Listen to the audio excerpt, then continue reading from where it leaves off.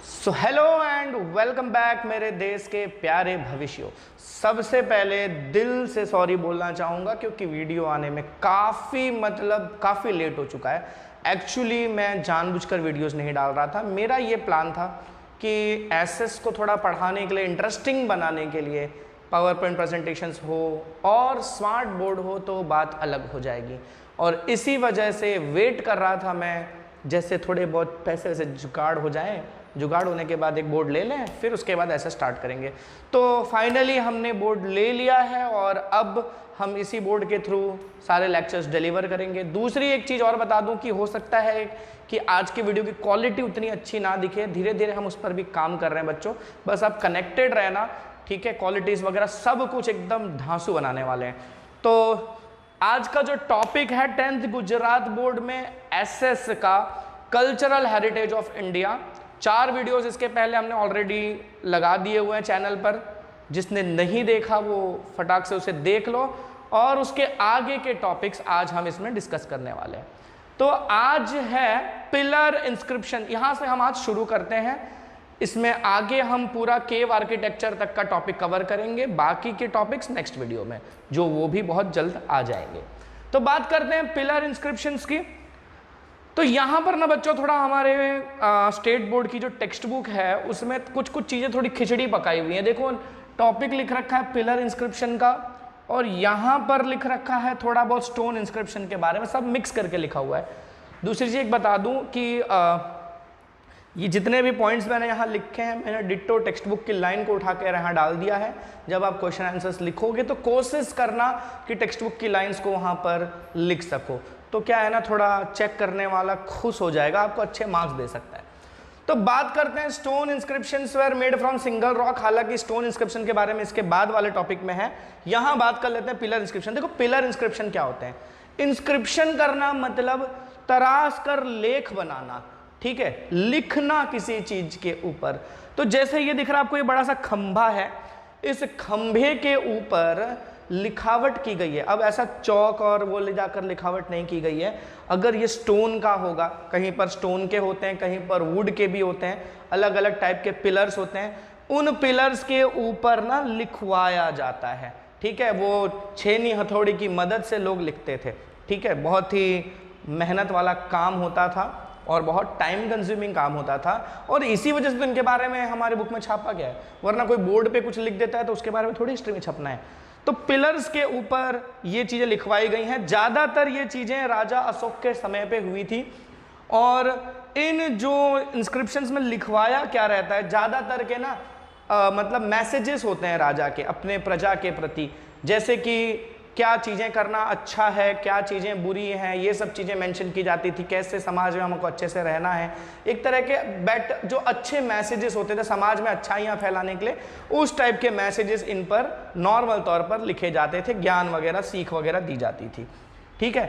अच्छा, यहाँ पर देखो एक चीज़ लिखी, they were polished so well that they gleamed.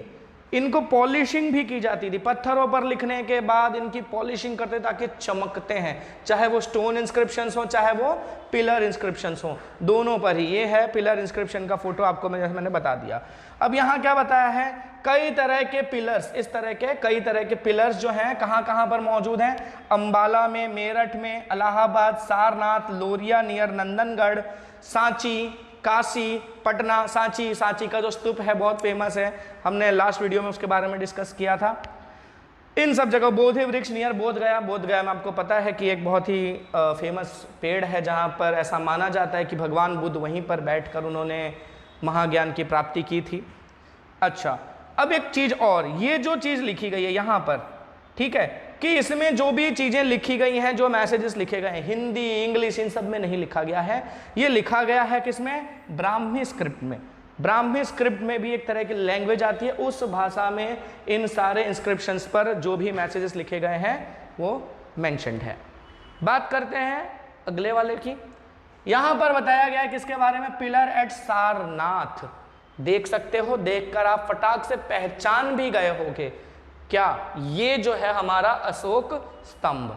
तो ये जो बच्चों अशोक स्तंभ है ना, ये एक्चुअली में सारनाथ का पिलर है। सारनाथ एक जगह है, वाराणसी के पास पड़ता है, वहीं पर अशोक, राजा अशोक के द्वारा वही जो पिलर इंस्क्रिप्शन था, एक बड़ा सा पिलर है, उसमें मैसेजेस लिखे गए हैं और उस पिलर के ऊपर ये स्ट्रक्चर बना हुआ है, ठीक है, जो है हमारा अशोक स्तंभ। और ये हमारा नेशनल एम्बलम है। नेशनल एम्बलम मतलब राष्ट्र चिन्ह। कई जगहों पर आपने देखा होगा, करेंसी नोट्स में या अदर गवर्नमेंट ऑफिसेस में, हर जगह पर आपको ये देखने को मिल जाएगा। अब इसमें देखो बीच में यहाँ पर एक चक्र बना हुआ है। ये चक्र क्या कहलाता है? अशोक चक्र भी कहते हैं इसको। और वैसे तो इसका नाम क्या है? धर्म चक्र। और आपको पता ही है ये चक्र कहाँ मौजूद है? बिल्कुल हमारे तिरंगे झंडे में बीचों बीच, सैफरन व्हाइट और ग्रीन, व्हाइट वाले सेक्शन में बीचों बीच हमारा धर्म चक्र, या कह सकते हैं कि अशोक चक्र मेंशन्ड है। तो यहाँ पर वही चीजें लिखी गई हैं, ठीक है, कि सारनाथ का जो पिलर है वो बहुत ही शानदार है, स्पेसिमेन ऑफ स्कल्पचर। ये तो लाइन तुमको हर जगह अपनी बुक में देखने को मिल जाएंगी, best specimen of sculpture. Pillar के अंदर 4 लायंस बने हुए हैं, देख रहे हो, एक सामने की तरफ आपको 3 दिख रहे होंगे, एक लेफ्ट में, एक राइट में, एक सामने की तरफ और एक इसके पीछे की तरफ। तो 4 लायंस बने हुए हैं, चारों डायरेक्शन में उनका फेस है। दूसरी चीज क्या लिखी गई है? Sarnath preaching place of Lord Buddha, धर्म चक्राचार कार्ड। अच्छा, सारनाथ जो है ना, सारनाथ में इस तरह का पिलर क्यों बनवाया था राजा अशोक ने? क्योंकि सारनाथ जो है ना भगवान बुद्ध का प्रीचिंग प्लेस था, मतलब वहाँ वो लोगों को प्रवचन देते थे, ज्ञान बांटते थे। वहाँ कई लंबे समय तक रह के उन्होंने लोगों के बीच में ज्ञान का प्रचार किया था। इस वजह से वो जगह बहुत इंपॉर्टेंट हो जाती है बुद्धिस्ट रिलीजन में। और आपको पता है राजा अशोक जो थे उन्होंने बुद्धिज्म अपना लिया था और उन्होंने ही दुनिया भर में बहुत बड़े स्केल पर बुद्धिज्म का प्रचार किया, मतलब बुद्धिज्म को फैलाया। तो इसलिए सारनाथ में उन्होंने ऐसा एक पिलर बनवाया था। जो चक्र बना हुआ है धर्म चक्र, ये क्या बताता है? इंडिकेट्स ट्रायम्फ ऑफ रिलीजन, धर्म की जीत हो। कई बार आपने सुना होगा पूजा पाठ आरती वगैरह में होता है ना, धर्म की जीत हो अधर्म का नाश हो, ऐसे बोलते हैं। तो धर्म हमेशा जीते। धर्म मतलब क्या? धर्म का मतलब यहाँ देखो नॉर्मल तौर पर रिलीजन लिख दिया गया है, लेकिन बेसिकली धर्म का मतलब होता है पाथ ऑफ राइटियसनेस, मतलब सच्चाई के रास्ते पे चलना, उसको धर्म कहा जाता है, ठीक है। पर बेसिकली अगर सिंपली इंग्लिश में मीनिंग कन्वर्ट किया जाए तो धर्म का सीधा मीनिंग हो जाता है क्या? रिलीजन, ठीक है। तो इसलिए ऐसा लिखा हुआ है।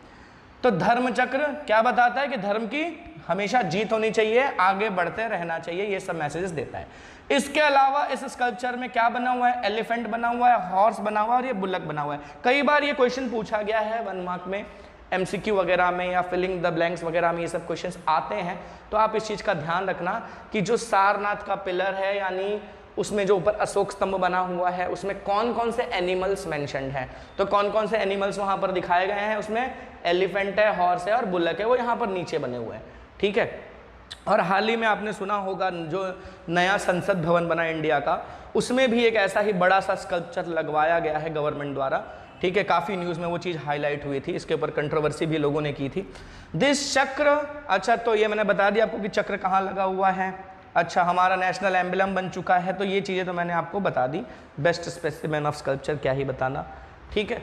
फिर बात आती है देखो स्टोन इंस्क्रिप्शन की, बता ना वहाँ पर सब मिक्स करके लिखा हुआ था। तो पिलर इंस्क्रिप्शन और ये रहा हमारा स्टोन इंस्क्रिप्शन। अब इसमें देख सकते हो, आपको पता ही चल रहा है, बड़ा सा पत्थर है, चट्टान है, रॉक कहते हैं जिसको, ठीक है।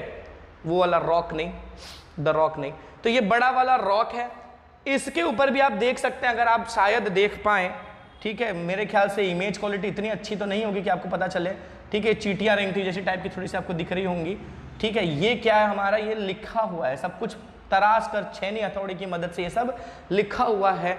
सेम चीज जो पिलर में लिखा रहता है, उसी टाइप के मैसेजेस रॉक्स पर भी लिखे रहते हैं, ठीक है। बड़े बड़े पहाड़ों पे जाके बड़े बड़े जो रॉक्स होते थे उस पर लिख देते थे लोग, ठीक है। कौन लिख देते थे? राजा लोग लिखवाते थे, बेसिकली सबसे ज्यादा अशोक राजा ने लिखवाया था, ठीक है। ऐसे जो हमारे सुंदर सुंदर रॉक इंस्क्रिप्शंस वगैरह हैं वो कहाँ कहाँ पाए गए हैं? पेशावर में, ठीक है। पेशावर जो कि आज की डेट में देखा जाए तो पाकिस्तान में है। देहरादून, थाने, मुंबई, धौली, जौगड़ा, चेन्नई, इन सब जगहों पर ऐसे स्टोन इंस्क्रिप्शंस हमको देखने को मिलते हैं, आज की भी डेट में वो मौजूद हैं। इसके अलावा गुजरात में भी दिखाया जाए तो गुजरात में गिरनार के फुट हिल्स में, गिरनार आपको पता है बहुत ही फेमस तीर्थ स्थल भी है गुजरात में, ठीक है।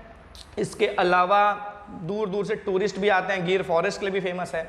तो वहाँ पहाड़ियाँ भी हैं गिर की, उन पहाड़ियों के नीचे के इलाकों में, फुट हिल्स में, ऐसे बहुत सारे स्टोन इंस्क्रिप्शंस मौजूद हैं।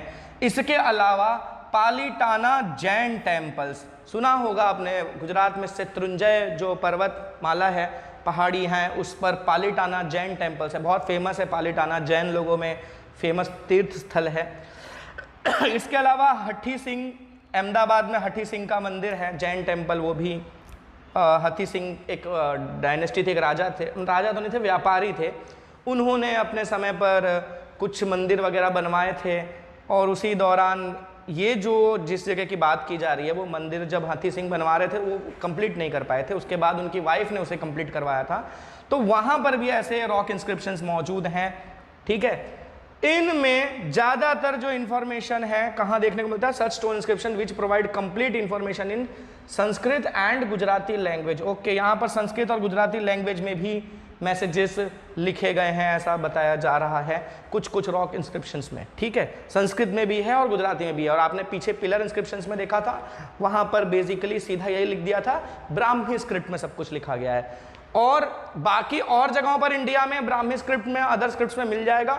गुजरात में जो खास करके अहमदाबाद वाला बताया गया है, इस जगह पर संस्कृत और गुजराती में भी मैसेजेस लिखे गए हैं, इस चीज का ध्यान रखना, ठीक है। फिर आती है बात किसकी, Dravida style of art in south India and art of Gupta period.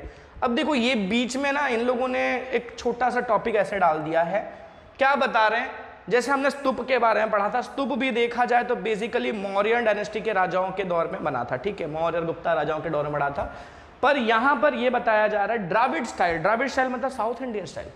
South India के जो राजा थे, कई राजा, उन्होंने भी कई तरह के स्तूप वगैरह बिल्टअप करवाए थे, देख सकते हो आप। इन्होंने, मैंने Buddhist stupas were built by, किसके द्वारा, उसका नाम तो नहीं लिखा, हाँ लिखा है, सतवाहन किंग्स, सतवाहन राजाओं का जो दौर था, उस दौर में ऐसे बुद्धिस्ट स्तूप बने। कहाँ बने, कृष्णा एंड गोदावरी रिवर के इलाकों में, जहाँ से कृष्णा नदी, गोदावरी नदी, पता है साउथ इंडिया की दो बहुत ही बड़ी बड़ी नदियाँ हैं, इन दोनों नदियों के अगल बगल के इलाकों में कई बुद्धिस्ट स्तूप बने सतवाहन किंग्स के दौरान। अब इन स्तूप्स का शेप कैसा है, किसी का शेप सेमी सर्कल है, किसी का ओवल है, किसी का बेल शेप्ड है, घंटी के शेप में है, ठीक है। ये चीजें हमने पीछे जो स्तूप वाला सेक्शन पढ़ा था उसमें भी डिस्कस किया था। तो ऐसे स्तूप सतवाहन किंग्स ने भी बनवाया था। अब इसमें देखो, नागार्जुन कोंड एंड अमरावती, इन दो जगहों का जो स्तूप है वो काफी फेमस है, जो कि द्राविड स्टाइल ऑफ आर्ट में बनाया गया है, साउथ इंडियन राजाओं, साउथ इंडियन आर्ट स्टाइल में बनाया गया है। अब साउथ इंडिया के राजाओं ने बनवाया है तो जाहिर सी बात है उसी स्टाइल में बनेगा।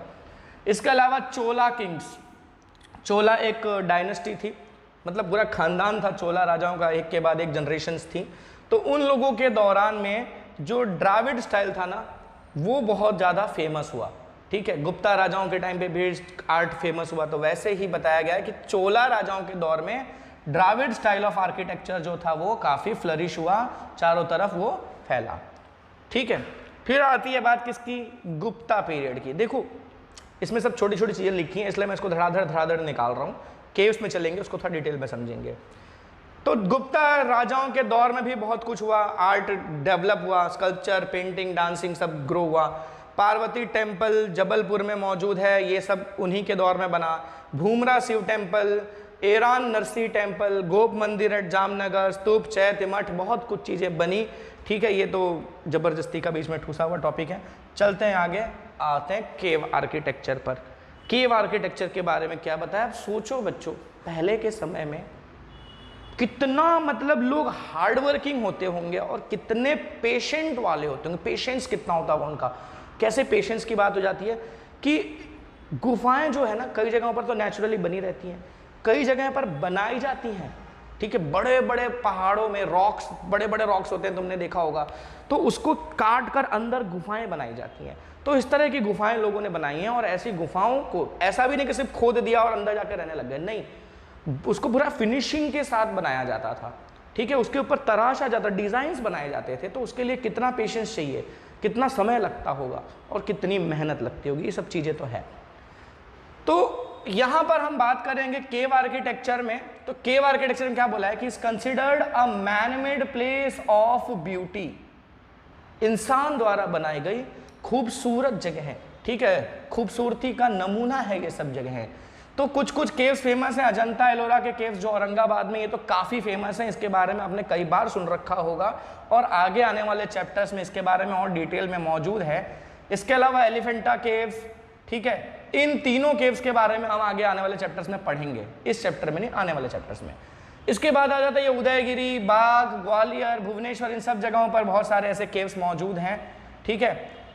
केव्स के अंदर भी सोचो, राजा अशोक के दौर में पिलर पर भी इंस्क्रिप्शंस बनवाए उन्होंने, मैसेजेस लिखवाए, स्टोन्स पर भी लिखवाए, बड़े बड़े चट्टानों पर। इसके अलावा केव्स के अंदर भी मैसेजेस बहुत सारे लिखवाए गए थे, ठीक है। केव्स की दीवारों पर देखो, have been carved on the walls of 3 caves of Barabar mountain. Barabar mountain है कहाँ पर? गया से 16 किलोमीटर दूर एक एरिया है, वहाँ पर पहाड़ी एरिया है, नाम कहलाता है बराबर माउंटेन। अपने टेक्स्ट में बरबर करके लिखा हुआ है, तो मैंने उसको सर्च करके करेक्शन करवाया।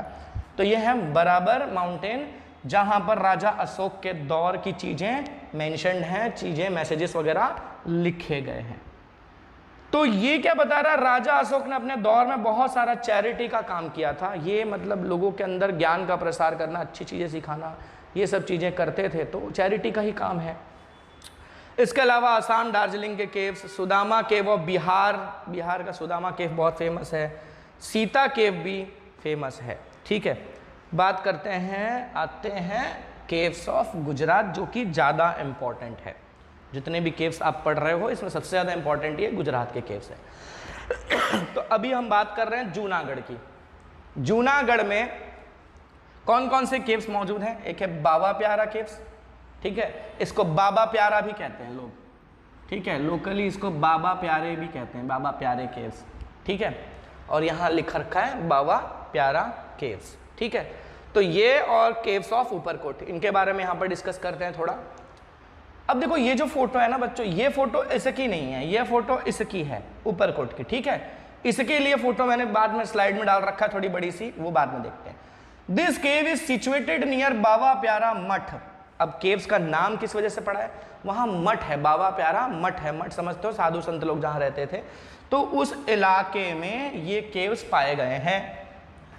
ये केव्स की खासियत क्या है? They are in 3 layers, 3 layers में केव्स बनी है, intersecting each other at right angles.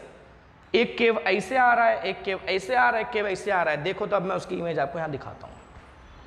देखिए ग्रुप्स ऑफ केव्स हैं, कुछ केव्स ऐसे बन रखी हैं लाइन से, ठीक है, लाइन से, ये एक ग्रुप हो गया, एक ग्रुप ये वाला हो गया और एक ग्रुप ये वाला हो गया, ठीक है। 3 ग्रुप हुए ना, एक लेयर ये, एक लेयर ये, एक लेयर ये, और ये तीनों लगभग एक दूसरे को कैसे कट कर रहा है? राइट एंगल पर, देख रहे हो, ये वाला और ये वाला एक दूसरे से राइट एंगल पर है, ये वाला कैसे राइट एंगल पर है। तो वही ये लोग बताने की कोशिश कर रहे हैं कि ऐसे लेयर 3 लेयर्स में केव्स बनी हैं और तीनों लेयर्स एक दूसरे को 90 डिग्री पर यानी राइट एंगल्स पर कट कर रही हैं, ठीक है। तो बहुत सारी केव्स ऐसी बना रखी हैं इन्होंने। कौन सी केव्स हैं? ये बाबा प्यारा केव्स है। अब केव्स देखो आप किस किस डायरेक्शन में बनी हुई हैं, ठीक है। ईस्ट, ये वाला डायरेक्शन है ना, ये ईस्ट है, ईस्ट का हिस्सा खाली है, ईस्ट में नहीं बनी है। कहाँ बन रखी है? वेस्ट डायरेक्शन में बन रखी हैं। इसके अलावा कहाँ बन रखी है? नॉर्थ में और साउथ में। नॉर्थ में कुछ ग्रुप है, साउथ में एक ग्रुप है, वेस्ट में एक ग्रुप है, ईस्ट का हिस्सा खाली है। कौन से केव्स के लिए?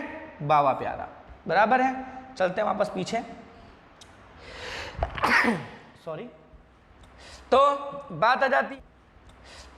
बात आ जाती है कि ये केव्स राइट एंगल पर इंटरसेक्ट करने बता दिया। There are total 16 caves, 16 caves मौजूद हैं यहाँ पर। पहले लाइन में 4 हैं, 7 है दूसरे लाइन में और 5 है तीसरे लाइन में। तो एक में 4 केव्स हैं, एक में 7 केव्स हैं और एक में 3 केव्स हैं। ऐसे टोटल मिलाकर कितनी केव्स हैं यहाँ पर? 16 केव्स हैं। ऐसा माना जाता है कि ये केव्स लगभग 1st या 2nd सेंचुरी के आसपास बनी है। 1st या 2nd सेंचुरी, सोचो अभी चल रहा है हमारा कौन सा 2023 चल रहा है, यानी कि हम 21st सेंचुरी में चल रहे हैं और ये बना था लगभग 1st या 2nd सेंचुरी में। अब वो एग्जैक्ट टाइम नहीं बताया गया है। फिर बात आती है केव्स ऑफ ऊपरकोट, ठीक है। अब नाम देखो, ऊपर ऊपर ऊपर क्या बता रहा है? Double storeyed. कैसे केव्स हैं ये? डबल स्टोरेड केव्स हैं, ठीक है। एक रेड ले लेते हैं और एक ले लेते हैं ग्रीन वाला। तो डबल मंजिला केव्स हैं, आप देख सकते हो। ये ऊपर कोट की फोटो है, मैंने लगा रखी है। ये एक केव्स इधर है और दूसरी वाली केक देख रहे हो थोड़ा सा ऊपर की तरफ है, 2 मंजिल पर है, एक के ऊपर एक। ये पहली मंजिल, ये दूसरी मंजिल। पहली मंजिल मतलब कह सकते हो ग्राउंड फ्लोर और फर्स्ट फ्लोर, 2 मंजिला इमारत कहते हैं ना, डबल स्टोरेड। तो ऐसे केव्स डबल स्टोरेड। सोचो कि भाई घर डबल स्टोरेड बनाना चलो समझ में आता है, केव्स भी डबल स्टोरेड बना रखी हैं लोगों ने।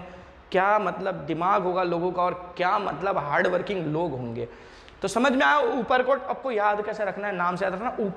ऊपर लिखा है मतलब इसमें ऊपर भी एक माला है। तो ऊपर कोट के केव्स में डबल स्टोरेड केव्स होती हैं। ध्यान रखना है, खिचड़ी पक जाता है इसमें, याद रखने में तकलीफ होती है। तो बाबा प्यारा केव्स की खासियत क्या है, 3 लेयर्स में बने हुए हैं, एक दूसरे को राइट एंगल पर कट करते हैं, और उसमें टोटल कितनी केव्स हैं, 16 केव्स हैं, ठीक है। इसकी क्या खासियत है, डबल स्टोरेड है, ठीक है। अच्छा, ऑन सीइंग देयर रिमेन्स से वन कैन से दैट, थोड़ा ये आगे पीछे छप गया है, ठीक है, might have been carved during the end of 2nd century। ऐसा माना जाता है कि लगभग 2nd century खत्म होने आया था, उस दौर में बना होगा, या फिर 4th century के शुरुआत में बना होगा, ठीक है। अब ये कैसे पता चलता है कि कौन से सेंचुरी का बना होगा। एक्चुअली जो ये डिज़ाइंस वगैरह देखते हैं ना कि किस तरह से इसको बनाया गया है, अंदर क्या क्या पेंटिंग्स या जो भी चीज़ें की गई हैं, कहीं में पेंटिंग होती है, किसी में अंदर ऐसे रॉक्स पर तराश कर डिज़ाइंस बना दिए जाते हैं। तो वैसे डिज़ाइंस किस समय में ज़्यादा फ्लरिश हुए, तो उस दौर से उसको कनेक्ट कर दिया जाता है कि इस तरह के डिज़ाइन तो इस टाइम पे बनते थे, तो हो सकता है कि ये केव्स भी उसी टाइम के बने होंगे। इस तरह से कुछ रिलेट करके लोग अंदाजा लगाते हैं कि ये कब का बना हुआ है। इसलिए देख रहे हो 2nd सेंचुरी का एंड या फिर 4th सेंचुरी का बिगनिंग, ये 2 टाइम बताया गया कि लगभग इसमें से किसी के आसपास ये बना है। इसके बाद आती है बात किसकी, खापरा एंड केडिया केव्स, जो इसको केव्स ऑफ कुंड भी कहते हैं। ये जो है ना फ्लोर्ड केव्स हैं, ठीक है। फ्लोर्ड केव्स है मतलब इसमें फ्लोरिंग बहुत अच्छे से की गई है, ऐसे गंदा बंदा सा नहीं है, बहुत अच्छे से फ्लोरिंग की गई है, इस तरह का केव बनाया गया है। और ये केव्स बने थे 3rd सेंचुरी में। देयर आर 20 पिलर्स, इन केव्स में 20 खंभे पाए गए हैं। कौन से में, खापड़ा एंड केडिया, ठीक है। ध्यान रखना इसमें कितने पिलर्स हैं, 20 पिलर्स हैं। इसकी खासियत ये है कि पिलर्स वाले केव्स हैं, अंदर पिलर्स बने हुए हैं, ठीक है। फिर आती है बात, अच्छा ये तो मैंने आपको बता दिया, ये तो अपना वही है बाबा प्यारा। अब बात करते हैं केव्स ऑफ खंभालिया, और इसको खंभालीड़ा भी कहते हैं लोग, खंभालीड़ा, ठीक है। करेंटली इसका नाम खंभालीड़ा हो गया है। तो 1959 में डिस्कवर हुआ था, बना नहीं था, डिस्कवर हुआ था, खोजी गई थी, कहीं अंदर छुपी पड़ी थी, 1959 में किसी को मिल गई और तब से फेमस हो गई। कहां पर है ये, सिचुएटेड एट खंभालीड़ा नियर गोंडल। तो गोंडल वालों आपके इलाके में है, कभी मौका मिले विजिट कराइयो, या कई लोगों ने शायद में किया भी होगा विजिट। 70 किलोमीटर राजकोट से 70 किलोमीटर दूर है। इनमें से 3 केव्स बहुत ही शानदार हैं, ऐसा बताया गया, रिमार्केबल हैं 3 केव्स, ठीक है। आपके सामने डिजाइन बना रखा है मैंने। अब इसमें देखो खास करके कुछ चीजें बताई गई हैं। चैत्य गृह with stupa is situated in the middle cave. 3 caves बहुत फेमस, उनमें से जो मिडल वाला केव है, उस केव के अंदर क्या बना हुआ है, चैत्य गृह बना हुआ है। चैत्य गृह क्या होता है, प्लेस फॉर मेडिटेशन। किसका जगह है ये, मेडिटेशन का। यहाँ पर जो बुद्धिस्ट संत होते थे या जो उनके डिसाइपल्स होते थे, उनके शिष्य वगैरह होते थे, वो लोग यहाँ पर जाकर ना मेडिटेशन करते थे, ध्यान लगाते थे, ठीक है। पहले के समय में आपने सुना ही होगा, पुराने संत लोग जो होते थे, आज भी कई संत लोग होते हैं जो मेडिटेशन करते हैं। मेडिटेशन में बहुत पावर होता है, कॉन्सेंट्रेशन वगैरह इंप्रूव होता है, इससे इंसान बहुत कंसंट्रेशन से लर्निंग पर एक्टिव मतलब फोकस कर पाता है। आपको भी करना चाहिए, स्टूडेंट्स को तो खास करके करना ही चाहिए, इससे हमारा मेमोरी पावर भी बढ़ता है और कंसंट्रेशन पावर भी बढ़ता है। तो वैसे चैत्य गृह जो बना हुआ है मिडिल में, ठीक है, उसमें क्या बना हुआ है, स्तूप बना हुआ है। आप सोचो, ये जो फोटो है, हालांकि एग्जैक्टली ये इसकी फोटो नहीं है, खंभालीड़ा केव की फोटो नहीं है, मैं आपको पहले बता दूं, पर खंभालीड़ा केव में भी ऐसा ही सेम स्तूप बना हुआ है। हालांकि मैं उसकी इमेज सर्च कर रहा था पर मुझे नहीं मिला।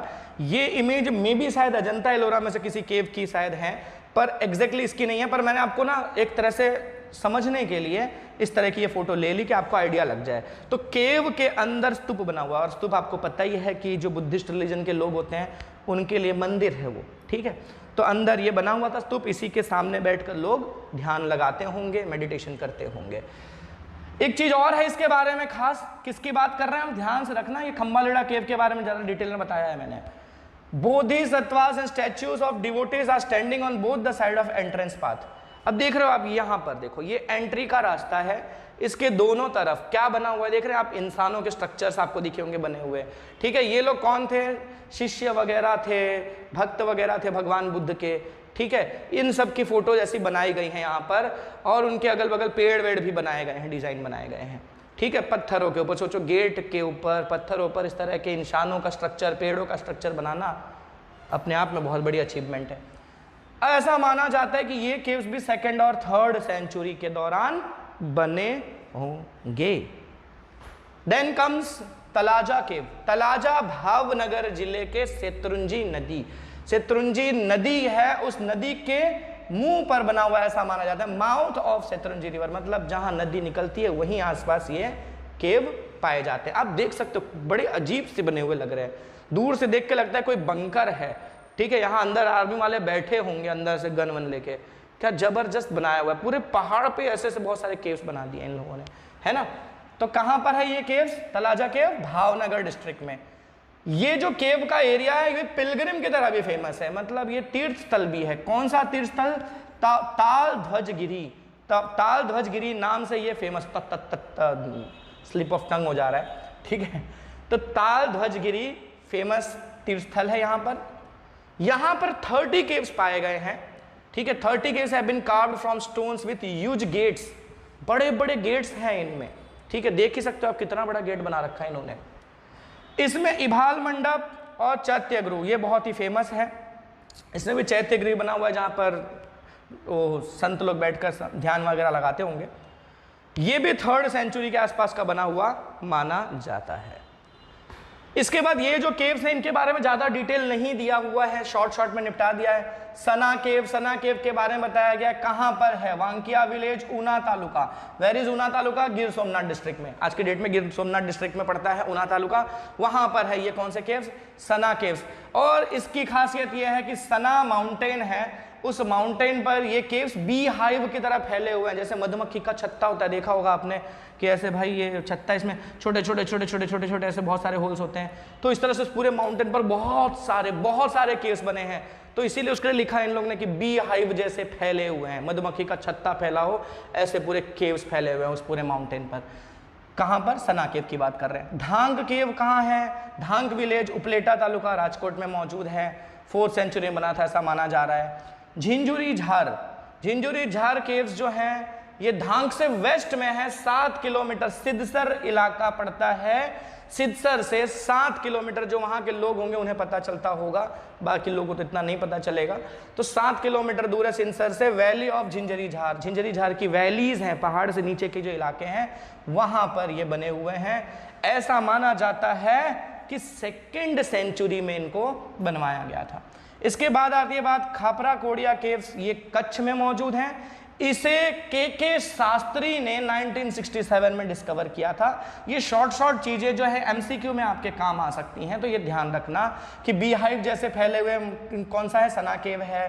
धांग केव कहाँ है, इसके बारे में तो कुछ खास डिटेल है नहीं, तो सिर्फ इतना बता दिया, उपलेटा तालुका राजकोट। झिंझरी झार जो है ये सिद्धसर से 7 किलोमीटर कहाँ पर मौजूद है, वैली ऑफ झिंझरी झार में। ये कच्छ वाला जो है के शास्त्री ने डिस्कवर किया था, ये खास ध्यान रखना, ठीक है। ओल्ड पातगढ़ के पास पाया जाता है। अब मैं भी नहीं गया भाई, तो इतना तो मैं नहीं बता पाऊंगा एग्जैक्टली किधर है, लेकिन ठीक है, यहाँ मैं गया हूँ, ठीक है, ये पास में पड़ता है हमारे यहाँ। तो केव्स एट करिया डूंगर, ठीक है, करिया डूंगर जो केव्स हैं कहाँ मौजूद हैं, झगड़िया में, झगड़िया तालुका जो कि भरूच डिस्ट्रिक्ट में आता है, यहाँ पर ये केव्स पाए जाते हैं। कलिया डूंगर के केव्स हैं, बहुत फेमस है, ठीक है। हालांकि इनकी हालत बहुत खराब हो चुकी है अब तो, वैसे लगभग सारे केव्स की हालत खराब हो चुकी है क्योंकि उसको मेंटेन करके नहीं रखा जाता है। अब सोचो उस समय में जब लोगों ने बनाया था कितने शानदार होंगे, आज इनकी इतनी बुरी हालत है, टूटे फूटे से रहते हैं, गंदगी होती है, उसके बावजूद आपको देख के पता चलेगा कि इनकी खासियत क्या है, कितनी सुंदरता है। तो सोचो जब रियल में अच्छे से मेंटेन रहते होंगे तब कितने सुंदर लगते होंगे। चलो बात करते हैं कलिया डूंगर केव्स के बारे में। और क्या बताया गया है कि यहाँ पर एक 11 फीट हाई स्टेच्यू है लायन का, शेर की बड़ी सी मूर्ति बना रखी है लोगों ने 11 फीट की, 11 फीट ऊंची, लगभग 11 फीट मतलब समझ सकते हो आप, मैं लगभग 6 फीट का हूँ तो मेरे से और 5 फीट हो, मतलब मेरे डबल लगभग साइज का ये बना रखा है इन्होंने, ठीक है। And one mouth in the form of pillar has been carved, statue of lion with 2 bodies. Oh my god, ये तो मैंने बताया ही नहीं। 11 फीट का लायन है, लायन के 2 बॉडीज हैं, ठीक है, और एक मुंह है, बॉडी 2 है, मुंह एक ही है, गजब का लायन है। और ये पिलर के शेप में बनाया गया लायन है। और इसकी खासियत ये कि सिर्फ एक रॉक से, एक बड़े पत्थर को ही काट कर तराश कर इस तरह से बनाया गया है। तो ये मेरे ख्याल से केव्स खत्म हो चुके हैं। इसके बाद आएंगे टेम्पल्स। तो टेम्पल्स का टॉपिक हम कवर करने वाले हैं नेक्स्ट वीडियो में, जो बहुत जल्द आ जाएगा। तो तब तक के लिए गुड बाय।